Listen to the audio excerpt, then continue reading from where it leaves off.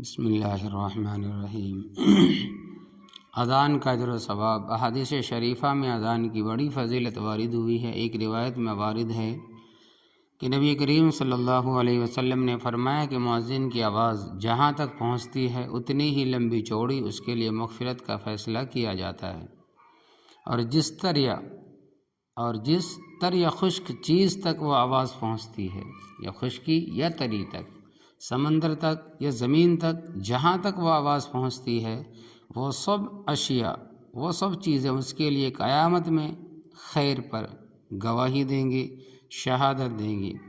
اور ایک روایت میں نبی کریم صلی اللہ علیہ وسلم نے فرمایا کہ اگر تمہیں اذان کی فضیلت اور خیر و برکت کا علم ہو جائے تو تم اذان دینے کے لیے قرعہ اندازی کرنے لگو گے، یعنی چٹھیاں ڈالنے لگو گے، یعنی ہر ایک اذان کا اتنا شوقین ہو جائے گا کہ اس تنازع کو ختم کرنے کے لیے قرعہ کی ضرورت پیش آئے گی، چٹھی کی ضرورت پیش آئے گی۔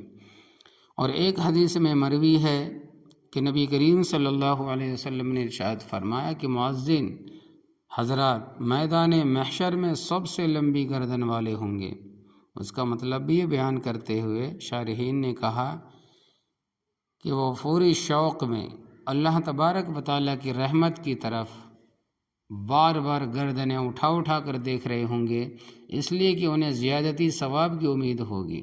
اور بعض علماء نے فرمایا کہ واقعتاً کی گردنیں اونچی کر دی جائیں گی تاکہ وہ گھٹن سے محفوظ رہے، اور بعض علماء کی رائے یہ ہے کہ لمبی گردن ہونے سے ان کی سرداری اور بزرگی کا مراد ہے۔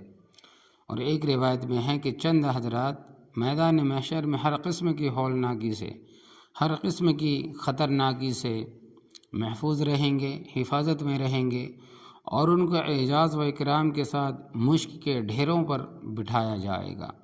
ان میں وہ مؤذن بھی ہوں گے جو اللہ تبارک و تعالیٰ کی رضا کے لیے، جو اللہ تبارک و تعالیٰ کو راضی کرنے کے لیے 5 وقتہ نمازوں کی اذان دیا کرتے تھے۔ نیز حضرت صلی اللہ علیہ وسلم کا ارشاد ہے کہ جو شخص اخلاص کے ساتھ 7 سال تک نمازوں کے لیے اذان دے دے تو اس کے لیے جہنم سے بچاؤ کا پروانہ عطا کیا جاتا ہے۔ مشکوٰۃ شریف کی روایت ہے، اور ابن ماجہ شریف کی ایک روایت میں ہے 12 سال تک اذان دینے والے کو جنت میں داخلے کی بشارت، اور ہر اذان پر 60 نیکیاں، اور ہر اقامت پر 30 نیکیاں ملنے کا وعدہ مذکور ہے۔ ابن ماجہ شریف۔ اور 7 سال اور 12 سال میں افق پیدا کرنے کے لیے بعض حضرات شارحین نے فرمایا کہ امت کی چونکہ عموماً 70 برس ہے اور عادتاً زیادہ سے زیادہ 120 سال ہے، اب اگر کسی نے 7 سال تک اذان دی تو ہر نیکی کے 10 گنا ثواب کے اعتبار سے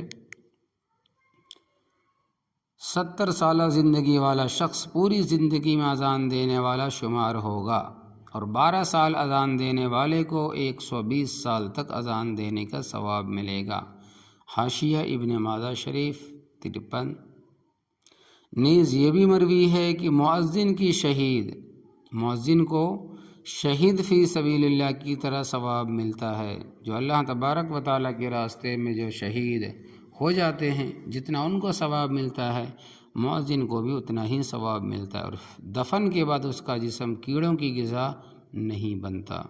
واللہ اکبر کبیرہ۔ اللہ تبارک و تعالیٰ کی طرف سے کتنی بڑی نعمت ہے اذان دینے والوں کے لیے کہ مؤذن کو شہید فی سبیل اللہ کی طرف ثواب بھی ملتا ہے، اور دفن کے بعد، مرنے کے بعد جب دفن کیا جاتا ہے تو اس کا جسم کیڑوں کی غذا نہیں بنتا، یعنی سڑتا نہیں، گلتا نہیں، کیڑے اس کے بدن کو کھاتے نہیں۔ اللہ اکبر۔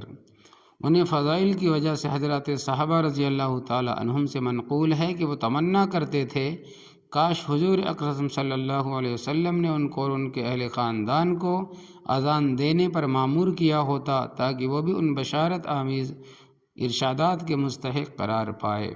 حضرت سعد بن وقاص رضی اللہ تعالیٰ عنہ فرماتے ہیں کہ مجھے پابندی سے اذان دینے پر قدرت حاصل ہونا حج و عمرہ اور جہاد سے بھی زیادہ پسند ہے۔